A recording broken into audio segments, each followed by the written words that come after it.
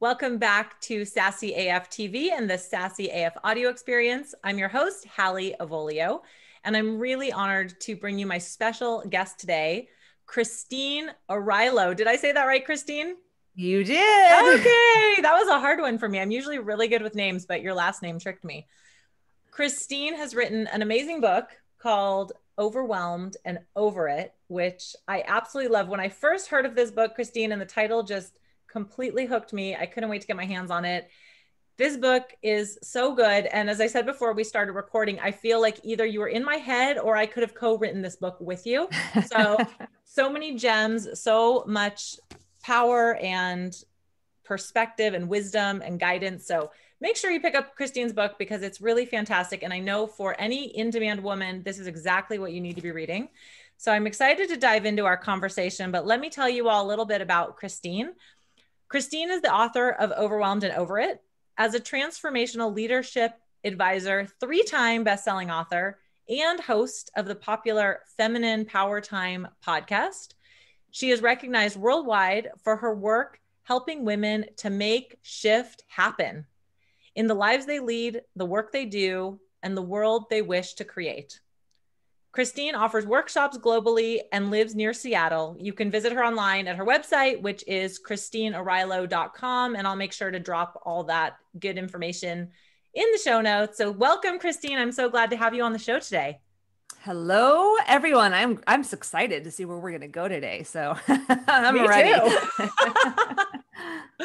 Okay, so here's where I want to start. This has been on my mind. A couple of days ago, a colleague of mine posted on LinkedIn a video, and he said that we are addicted to overwhelm.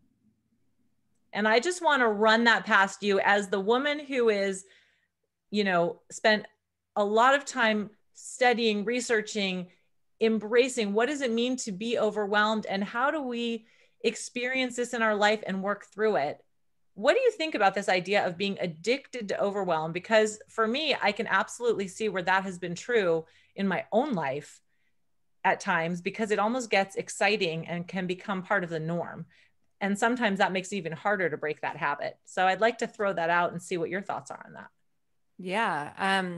Yeah, I would say that underneath that addiction to overwhelm is actually an addiction to intensity, an Mm, addiction to speed, an addiction to not wanting to deal with the deeper stuff that's going on within us that causes us to overwork and overgive and push and strive and grind and do all of the things. So I think it's a little bit less of an addiction, although that's a really good title and will get people's attention, and more about one of the very early wisdom bites I put in the book was we women have become so resilient that we've become too tolerant. mhm. And one of the things I want to make sure that we're doing as women is not blaming ourselves and not shaming ourselves. The word addiction is one of those things that there's a lot of shame and blame can go with that. And the truth is, it's not any of our faults that we feel so overwhelmed. It's not our fault that we've just come to accept the crazy pace that we live in and the amount of things we're, taught that we should be able to handle. It's actually not our fault because we've been imprinted by a society that is built to do more, consume, accumulate, drive, strive, grind until there's nothing left. So it's not our fault, but we do have the power to change it. And I think that's where we're hopefully going into the future. And that's the gift of 2020. Like, literally, like, why are we living this way? Yeah. Why are we just, as women, taking more and more on and doing less, doing more with less? And when we can start getting into those real conversations, then we're gonna make the shift out of this unsustainable reality. Well, and I want to just reiterate what you just said, which is it's not our fault. It's been imprinted, but we have the power to make the change.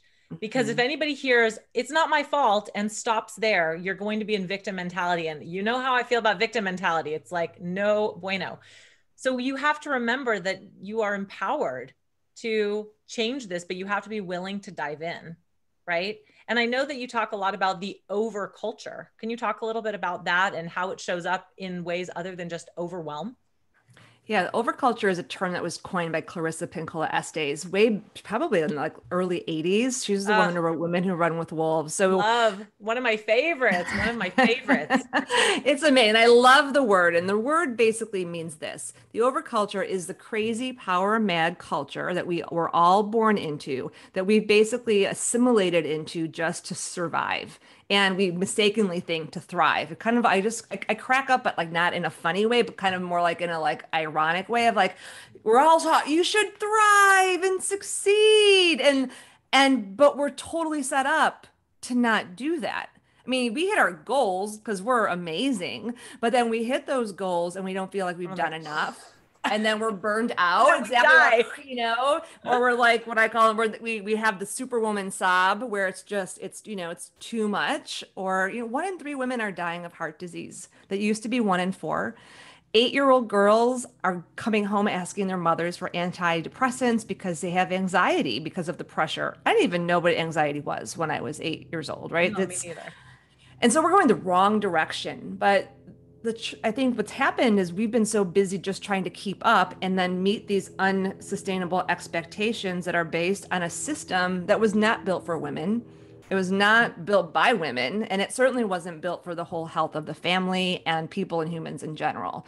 And it's interesting in all the leadership work I've done, and when I was working in corporate, and I work a lot with entrepreneurs, I just want to like say to everybody, you all, we've been playing the wrong game. Mm.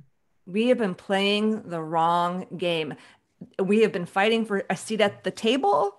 We just need to get out of that room and go make a different table. Or I always say, go sit under a tree somewhere, And I always, like I said, if all of us women just realize that we actually have the power now, we didn't have it in the 70s and the 80s. We basically had to assimilate into a patriarchal system that said, okay, ladies, you can have, you can have all your dreams and you can go to school and you can work and we'll give you equal. And then we cut our hair, we got frizzy hair, we wore bow ties and put shoulder pads on and we kind of had to because that was the name of the game. But we're not there anymore.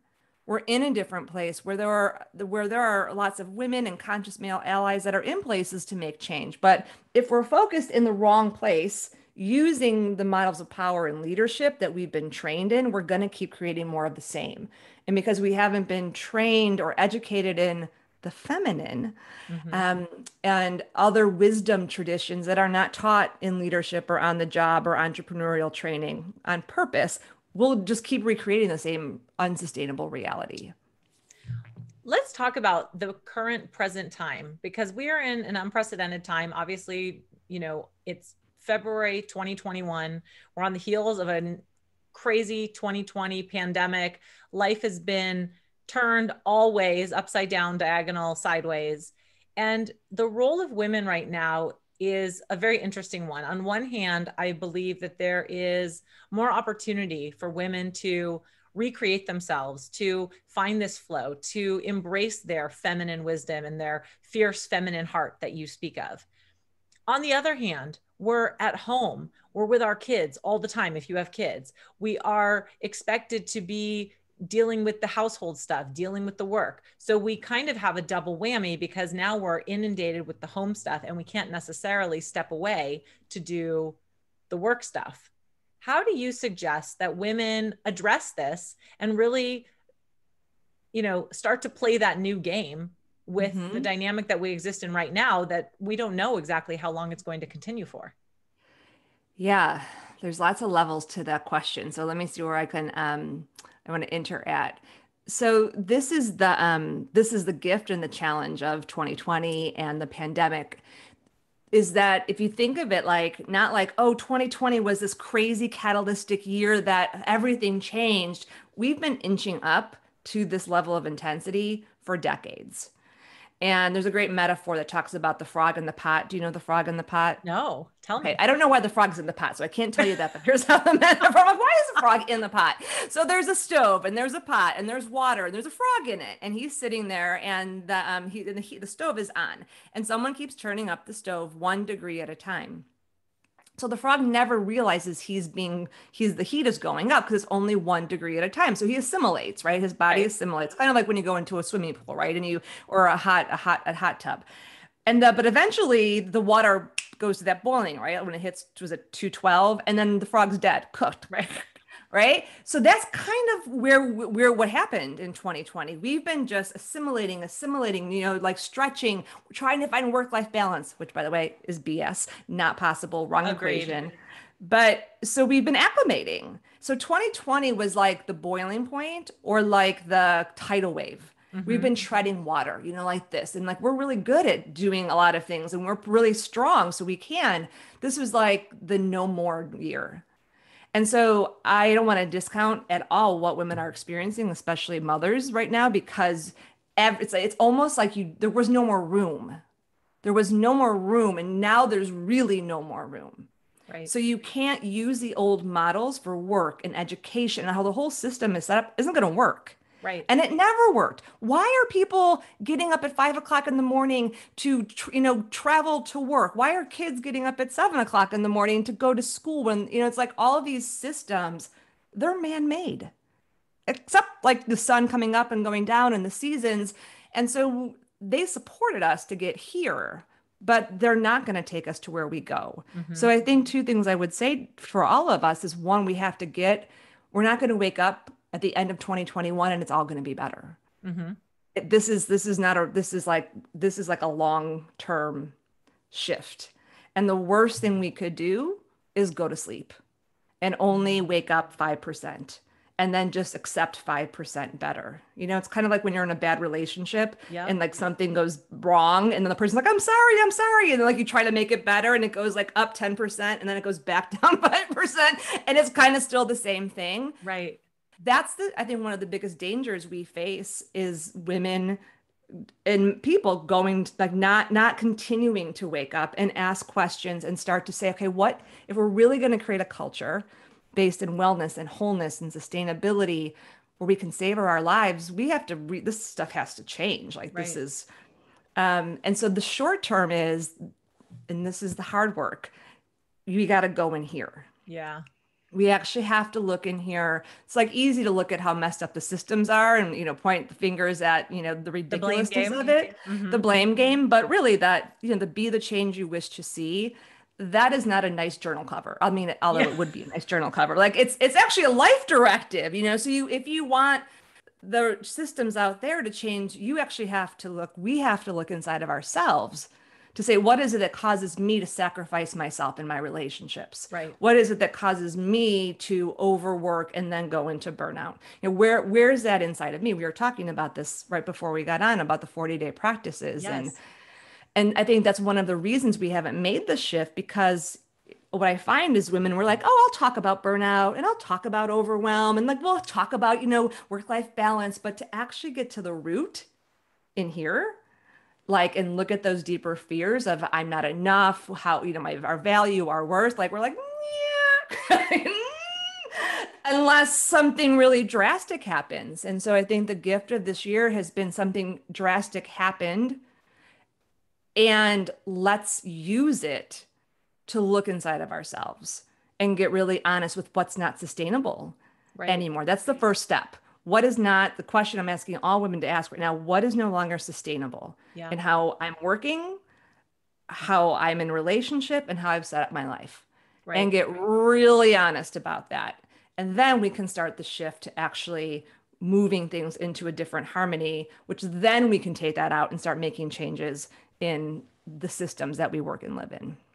There's so much I want to unpack in what you just said. And the thing that's really coming into my mind, Christine, is the structures that we live in and how we have to be willing to change the narrative, how we have to be willing to step outside our comfort zone. And like you said, go into our heart space and really embody and embrace all of who we are authentically. And I know one of the things that you talk about in the book is that women often will do everything for everyone else and never for themselves. They always put themselves last, right? And this is a big part of my messaging that I talk about as well. As an entrepreneur, and you can relate to this because we teach similarly, we're teaching women how to put themselves first, how to deal with these issues that they're dealing with, overwhelm and boundary setting and, self-assertion. And yet it's hard to explain that in the business marketplace. If I get on a call with a business person who's a man. And he says, great, what are you selling? Well, what is, what is the pain point? The pain point is that women are burning themselves out. But how do we, interject so that we get there before they get to that point? But we have to teach them how to change their story to give themselves the value so that they don't get to that burnout point. And you tell a really poignant story in the book, and I can't remember the woman's name, so I'm sure you know who I'm speaking of, but how she was doing the work on herself and she did leave the corporate situation, but then she had to go back because she had fear that she wouldn't be able to support her family. And then if you want to finish the rest of the story, but that was such a beautiful and moving and powerful and almost brought me to tears story. Yeah, I mean, what we're talking here about is not just, oh, it would be nice to take care of ourselves. How about let's have some self-care today? Like, this is not what we're talking about. Like, women are dying. I mean, in that story, the woman that you're speaking of was my first student to ever die. And she and you'll have to read the book and read the story in it, but just the book is dedicated to her too. And I feel like, one of her desires was to change the face of leadership and the way that the business world was run. She was in pharmaceutical sales. And we ended up, doing a lot of inner work. She ended up leaving the corporate system as an employee, but then she was a consultant and she actually did a lot of mentoring with young salespeople, which was really amazing. And then that ended. And then just all the fear of like, how am I going to support myself? How am I going to support myself? And then she was the major money maker in her family. And that happens a lot too. And so and then she ended up going back into the system and taking a job where she was going to have to travel a lot. And in all of our work together, over the 7 years we worked together, her inner wisdom said to her a very clear statement: you have to get off the road or you're going to die. And we got her off the road, but she was about to go back and take a position with 17 direct reports, a huge sales territory. And 3 weeks later, she died, not of cancer, which she beat twice, but her heart gave out. And she was only 54 and full of like life force and passion. And I think she's now doing her job. I think I feel like she speaks through me and through this book that what we're talking about is not nice self-care or how to manage our stress. It's like, really, if you look around and as an entrepreneur, like this would be a very specific example, as an entrepreneur or in an organization, like the goals that we have and the expectations we set are also manufactured. They're made up and largely they're driven by the economic system. And I really actually believe until that's the linchpin, until we shift and change how the economic system is run and how we value ourselves and the planet and the people, we really can't totally change, because that's how corporations are run. That's how as entrepreneurs, right? I mean, I call it the beast model or the burden model. This is what I see most entrepreneurs run. Either they make lots of top line revenue, but it's so expensive to run their business that there's never quite enough for them, or they always have to keep working. Right. Or the burden model where they do it all on themselves. And so these are like really like, this is like, if women just were like, this is, I don't know if we can say this, jackass. Why are we doing it this way? Like, this is dumb. And I think what has to happen is we have to have conversations. This is how it starts. This is how it's always happened with Feminine Power. We start talking to each other. We stop pretending that we have it all together. We stop posting stupid posts on social media of like the glamorous, these, like, we really ask ourselves, what are we about? And then the women start talking to each other. And once we start talking, we drop the masks, or like, you too. You have superwoman sob moments where you're like, you look so together and you're crying, because the pressure is too much. Yeah. Yeah. And then the courage starts to happen. And then we are so smart. So we will, I think we could figure it out like pretty, like maybe not in a year, but it's it's the superpower of harmonic defiance. One of my favorite superpowers, which is choosing to defy the systems and ways of working or living or relating that don't work for you. Not by raging, not by fighting, not by ranting, but by simply making a different choice. Because I think the thought of like, oh my God, Holly and Christine are talking about, we have to change the systems. I'm tired. I'm overwhelmed. Right. I can't do it. Right? I can't do it. You don't do that. It's just like little, like choosing to look around your life and be like, what's not working for me? Right. And this is where the power comes in of like, and then you make a different choice, Right. even if it scares you, even if it disappoints another, even if it stretches you, which it will. And then all of a sudden, people are looking at you being like, you can do that?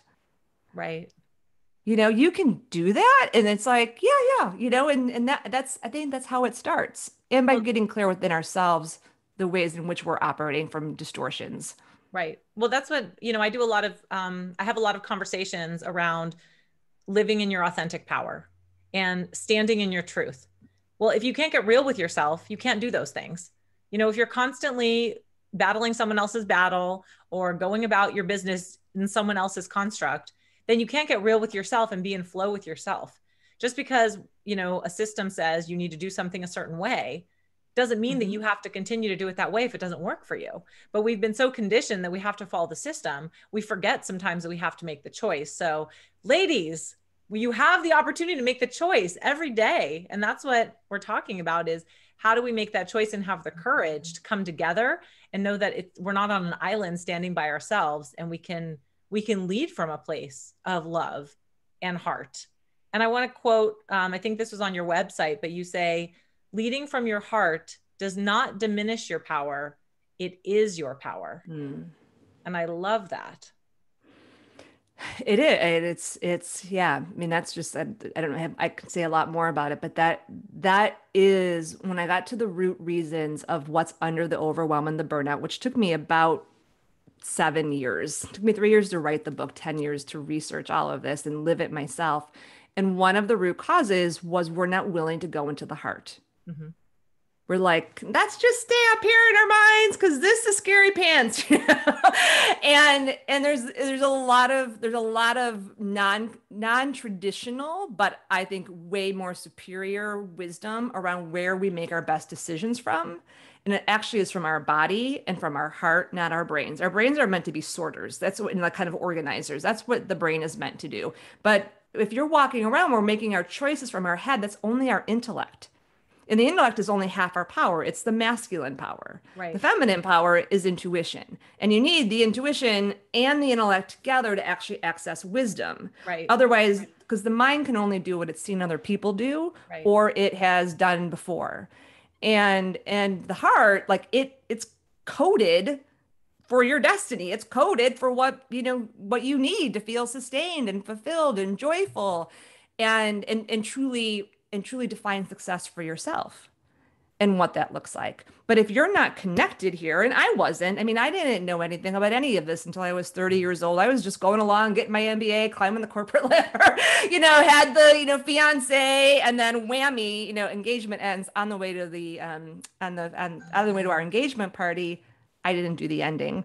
And it was like a huge wake up call. And I had to ask myself, how did a smart woman like me end up here? And the answer was, it's bad enough you almost married the wrong person, Christine, but you actually almost created the wrong life that Mm. wasn't really in alignment with your heart and with your soul. Because you don't even know, we don't know whoever taught us how to connect to our heart, whoever taught us how to get into alignment with our soul destiny. As soon as you start talking about the heart or the soul in a business context, they woo woo and poo poo you away. And we Right. got to change that. Yeah. That has to change. Absolutely. So for someone listening who is like intrigued by what we're talking about and they're thinking, okay, all this sounds nice. I'm in. I like this idea, but I don't know if I'm into it. I don't know if I believe it yet. Aside from telling them to go buy your book, which definitely Mhm. do that, what is something that you recommend that women do right now immediately to start to get into that heart space and to really start to embody what we're talking about? I'll share with you one of the top three practices that has kept me out of overwhelm and burnout and has helped me stay connected to my heart so that I actually know what it is that I need to receive. And it's called the life force receiving practice, life force check in and receiving practice. So one of the reasons we don't get what we desire or what we need is because we don't even know what we need. I Mhm. can't tell you the number of times I've asked women, well, what do you need? She's like, I don't know. I have never asked myself that question. Or the word need comes out. And she's like, oh, I don't want to be I don't needy. really need It's, anything, but I'm right, I'm me. good.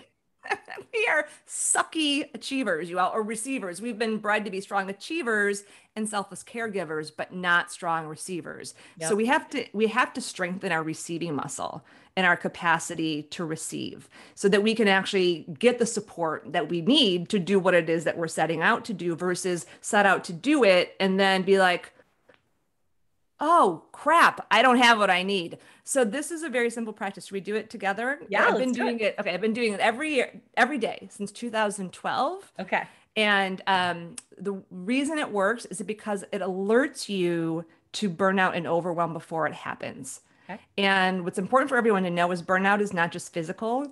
Burnout and overwhelm and disease shows up last in your physical body. There's actually 8 different kinds of burnout, and it happens at an emotional level, an energetic level, a mental level, way before it ever sits in your body. So you want to catch it before it actually happens. So everyone, take a breath and close your eyes. And I'm going to ask you to put one hand on your heart so that you actually can connect to yourself emotionally. And then put one hand on your belly, which helps you connect to yourself at an energetic life force kind of level. And life force is just like your battery charge. It's how much energy you have. And so just imagine your body as you take a breath here and just pull all your attention into your own body emotionally and energetically. And you're going to imagine that you're like a chalice. You know, there's really like a really beautiful, yummy chalice. Yours can have vino or Pellegrino. I prefer red wine, so I'm going to fill mine up with some red wine. And and that you have the cup, right? And you have the stem, and then you have the base. And so the rule is we never serve from our reserves. So if you're serving, if your cup is got your chalice has gone down to the stem and to the base, you're serving from your reserves. And that's when you start to get into physical disease and emotional distress. So we're just going to take a life force reading. So again, with your hand on your heart and hand on your belly, and if it feels weird to you, don't worry. It used to feel weird to me too. Get over it. This is your this is your heart and your body. So it's all good. And just ask yourself, ask your body on a scale of 0 to 100, as if you were putting a little barometer into your life force, what is my life force level right now? So 0 to 100, with 100 being full, 0 being empty, and 50 being half. So scale of 0 to 100, what's my life force level? And then just say out loud whatever it is, but keep your eyes closed because we're going to do the second part. Okay, Ellie, what is yours? mine is 65. Okay, mine was 71.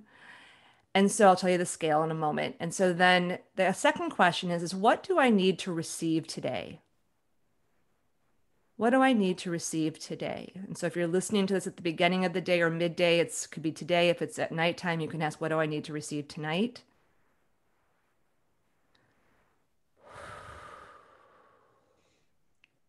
And if let your inner wisdom, it'll drop in. If you're connected to your intuition, it'll speak to you pretty quick. If you're not, that's okay. Just ask yourself, what would I love to receive? You can just make it up until your inner wisdom kind of like your friend. If you don't call and listen to it, it doesn't talk to you. You have to kind of warm it back up again. All right. So Holly, what did you receive? Love, hugs, and fresh air. Mm-hmm. And I just heard slow it down. Okay. So everyone, as you just received that, here's the deal. You promise to ensure that you receive that day or that evening. And what it means is that you design your day according to that. You design your evening according to that. You make your decisions according. I do this in the morning, every morning, and I also do it in the evening. And I do it with my partner. You can also do it with kids. Like kids as young as 4 or 5 get this. And so, and then what happens if you get wobbly, if you get burned, if you get like overwhelmed, if you get like, wobbly, then you go back, what did I need to receive?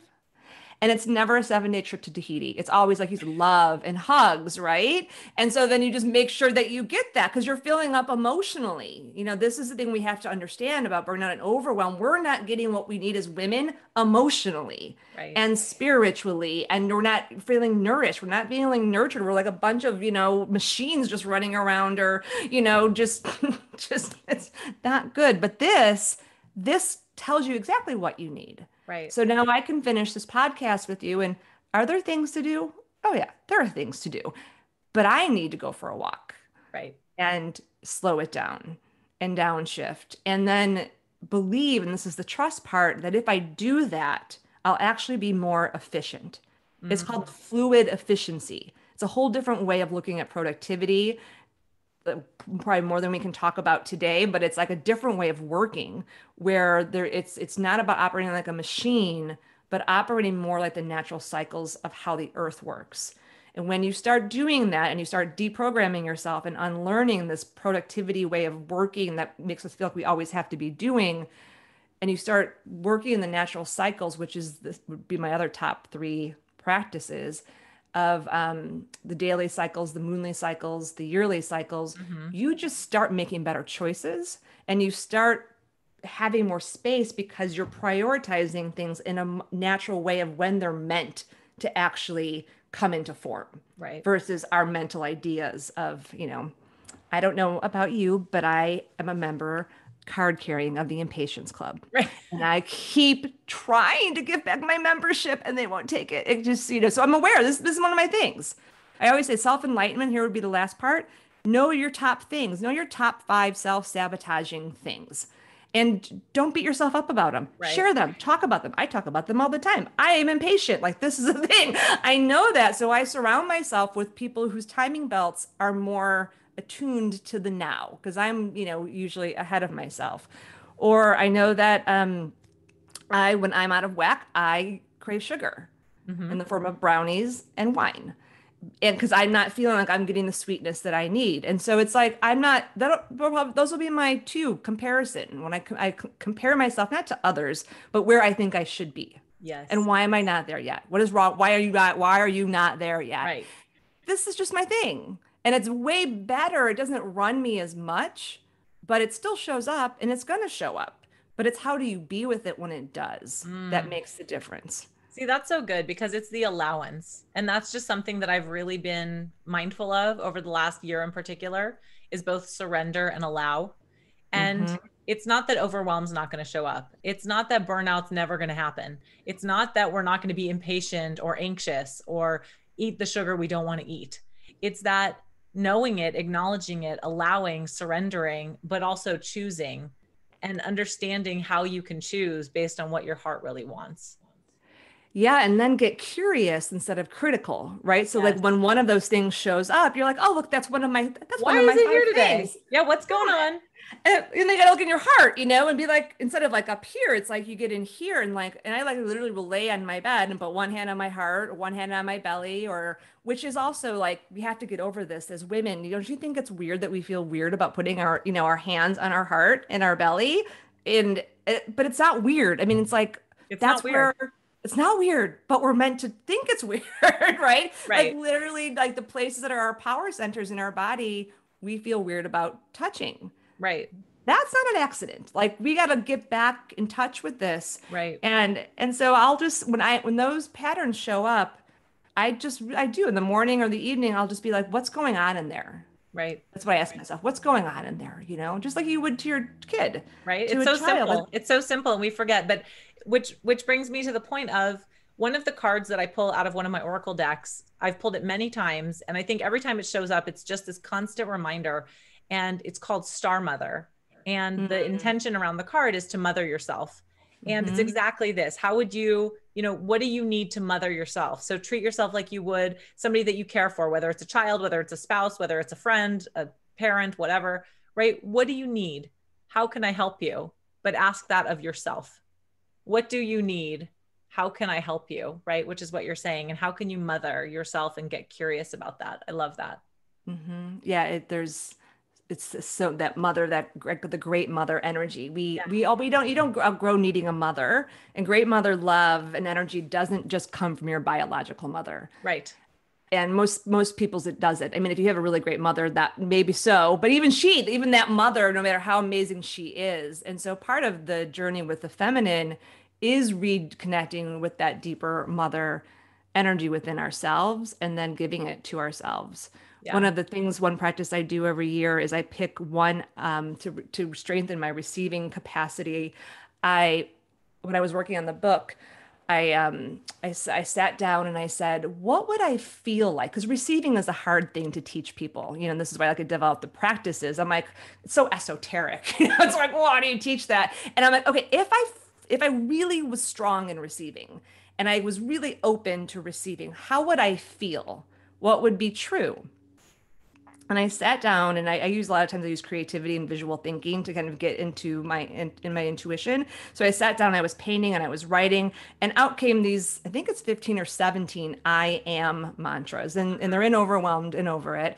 And every year at the beginning of the year, I choose one that is like, this is going to be the imprint that I'm choosing to install in me. Mm-hmm. So there's like, I am nourished, I am held, I am safe, I am seen, I am valued. And last year, and I also pick ones at the quarter point. So at the equinoxes and the solstices, I also add one on. So by the end of the year, I have five, but I always have one big one for the year. So last year in October, I chose I am nurtured. And I Mm. remember being like, and I wrote these, mind you, I was like, nurtured, what does that really mean? And I was like, huh, I'm not, I'm like, yeah, I gotta focus. Of course I could look it up in the dictionary and of course Right. I know what it means, but I was like, I don't really know what that feels like totally in my body Yeah. and in my being. And so I'm like, all right, I'm nurtured. And then I worked with that for 3 months. And the way I work with it is every morning, as soon as I wake up in the morning and I realize I'm awake, I put that I am into my brain. So Mm-hmm. it's like I'm programming my mind and my body with that feeling. So I'll literally lay in my bed and be like, I am nurtured. I am nurtured or I am loved or whatever, I'm working with. And it's like it's putting that into your consciousness Mm-hmm. right at the beginning. Like that first moments that you're awake is like such a good time to put new imprinting into yourself. Right. And it's not just an affirmation because those are good, but they tend to be kind of mental. Like if I just say this to myself, I will believe it if I just say it 50,000 times. But it's more like like actually like really feeling it. Like, what does that feel like to be nurtured? Yeah. Yeah. Um, so that was mine. I am nurtured. I don't know. I haven't picked mine for 2021 yet. My big one last year was I am met.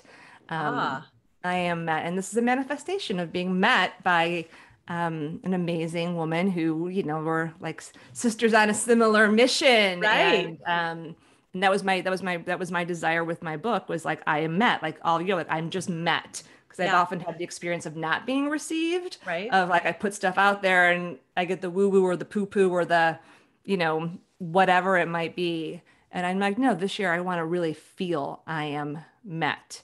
That's great. And I did receive that from this book and I'm receiving it right now Oh, I love from that. you. I love that. That's beautiful. I love affirmations, and I've actually had more of a focus word for the last couple of years. So in 2020 it was surrender, and Hmm. in 2021 I landed on the word freedom. And I'm thinking maybe I will manifest that into an affirmation of I am free, because that might Mm. be more true to embodying that. So Hmm. I like that. I like turning that into the I am statement, because I don't even know that you know this, Christine, but affirmations are kind of my thing. And I even have an affirmation card deck, which I Awesome. was going to pull one for you at the end. So just so you know, I have, Perfect. yeah. But Well, I mean, play I with love it. I love adding, it because when you can take those words and you can really feel them and make them you in your body, it's so powerful. yeah, and the I am is actually a very specific technology that's used across a lot of different wisdom traditions Mm. that has superpower to it. So I'm all about using the wisdom superpower. So I always say this is not just a little thing that Christina Arylo made up, like, oh, let's put I am in front of it. It was like, no, like there's actually a whole bunch of wisdom technology underneath it based in the sacred feminine and the yogic wisdom. And so that I am is a very powerful, it's called the Bij mantra in yoga. And so Okay. it's super, super duper powerful. So I would be excited to hear how you should add that to your 40-day practice. Pick an I Yes. am and Yes. use the same I am for the whole 40 days and Ah, I do that like that. in the morning or in your practice I like that. and your meditation practice. And that would be a great add-on to the practice. Okay, when I go on my walk after this call, I'm going on a walk. And when I go on a walk, I'm gonna then think about what is my I am that I can attach to my 40 days. I love it. And then I'll come back to you in 40 days and tell you what I learned. Okay, I would love it. I'm halfway through a 40-day practice right now, so I'll know pretty much exactly. I'm gonna put a little note on my calendar. Perfect. Perfect. Do it. Do it. I love it. I love it. Well, this has been so fun. I feel like we could talk for ages. I knew this was going to happen because, like I said, this book was like so in alignment with my thought process, my life force, all of it. But we are coming to an end. And I do want to ask you a few of my quick fire questions to get to know you a little better. Okay. It's fun.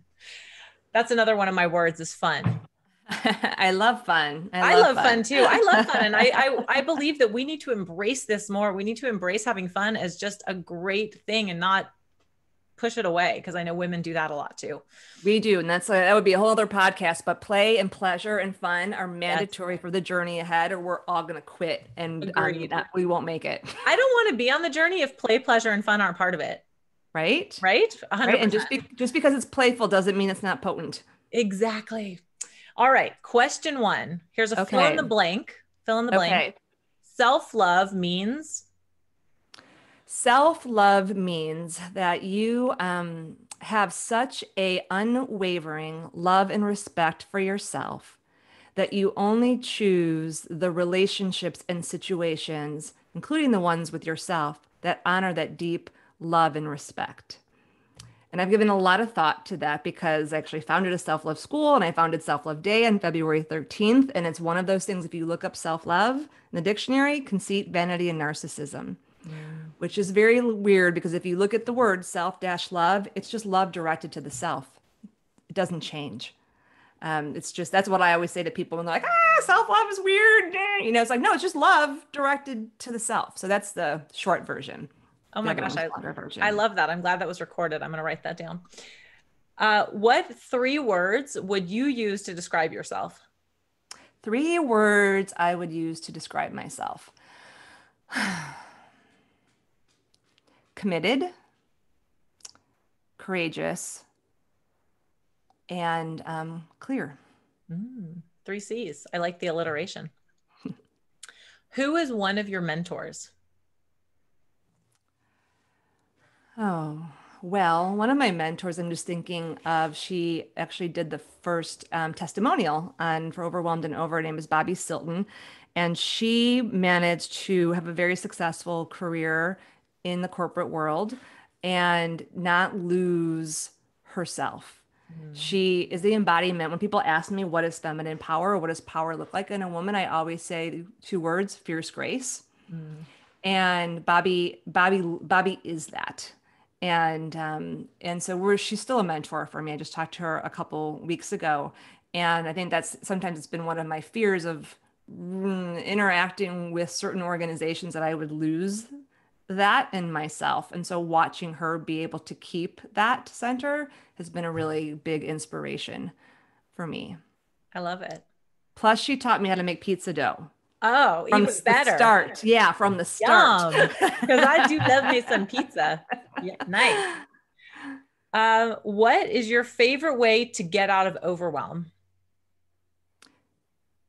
Mother Nature. Yeah, you're in a great place for it. I am. I'm looking right now at the Puget Sound and the trees, and I see the sun rise and set every day. So yeah, super blessed. Beautiful. All right, my last question. What makes you feel sassy as fuck? Okay, so you gave me the pre-warning that you were going to ask me this question, but I wish I had warned them so I could pull them out and show them to you. But I don't remember what year it was. We were nomads. So at the time, I think it was February 2013, and we were in Austin, Texas, and I wanted a pair of cowgirl boots. I knew you were. And if you're going to get a pair of cowgirl boots, you got to get them in Texas because where else would you get them? So I have a penchant for I like really nice things of like high vibration. So I walk into this store and I see my boots like from the right off the bat, I see them and they're these beautiful, they're like crystalline has like a phoenix on the side. And I walk up to them and I touch them and I look at the price tag. I was like, oh, so I'm like, I don't know, let me look somewhere else. There were more digits in that price tag. And I'm looking at the price tag and I'm staring at it. And the woman's like, oh, honey, those aren't Swarovski. Those aren't rhinestones. Those are Swarovski crystals. Oh, that was back. Oh, And so I walked around. So talk about a holy receiving lesson. I walked around that whole store and tried on all these other boots, and none of them fit. They didn't look right or whatever. I'm like, you know what? I'm just gonna try them on. And I put this boot on, and it was like the Cinderella, but I was, just the prince, and it was like butter. And I'm like, oh, can I get the boots? Like, I don't know. Can I spend like that much money on a pair of boots?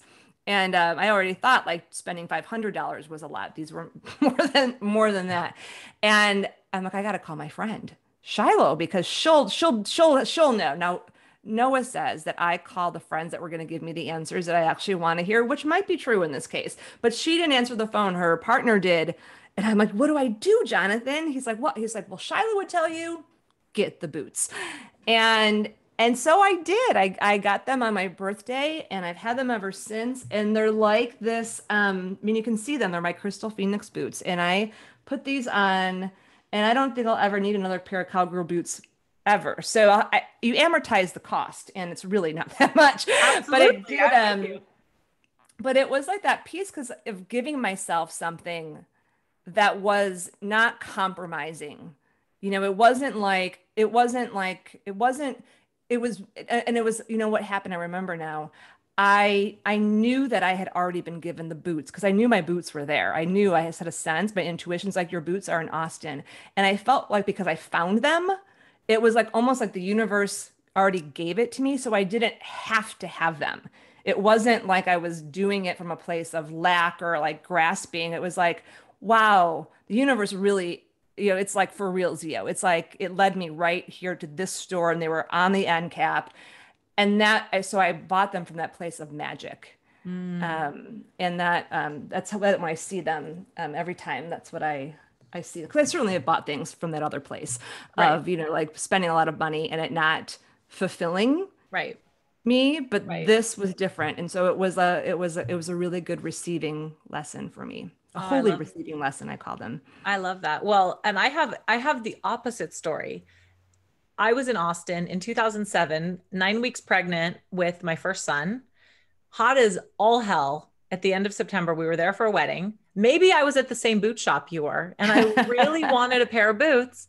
And I found this gorgeous pair that were this turquoise color, and they were $400, I remember.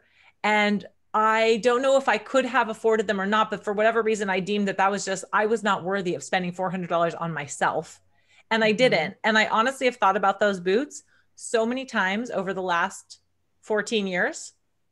I should have bought the boots, but a story for another time, but it's kind of telling that I didn't buy the boots at that time is very reflective of the person I was at that time and Mhm. why the person that I am now wouldn't have shown up if I hadn't been that person. So Yes. same life lesson, maybe Same. in a different, Next time, call me for a love line. And then that's what I you, will. that's the sisterhood part. We need those I love will. lines. We And now can't do I'm it for aligned. So ourselves. now I'm ready to receive that. So it's perfect.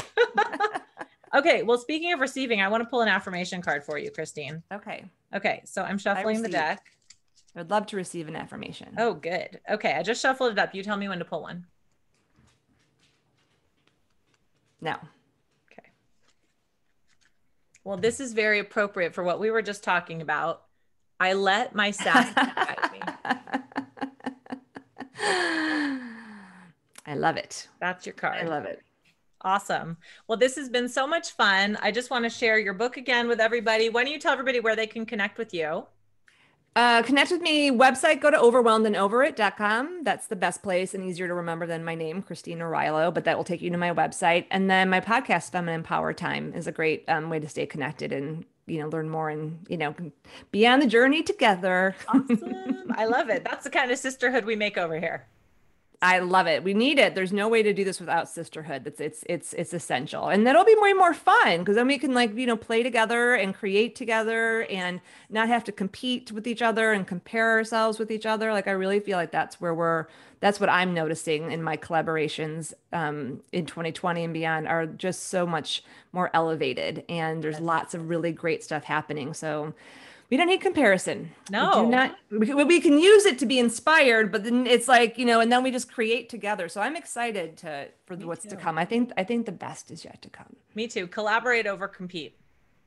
Indeed. Absolutely. Well, thank you so much, Christine. This has been so fun. It was even more fun than I imagined. So I really appreciate you, your time and your wisdom, learning from you. You have been a great teacher, and I'm just thrilled that you were on the show. So thank you so much for being here and sharing your Thank time with you. us. Thank you, everyone. It was so good to meet you and be with you all. And thank you all for watching, listening. If you loved what you heard, make sure you rate, review, subscribe, follow, tag us, all the things. Have a great day. We'll see you next time. Thanks for watching. Bye.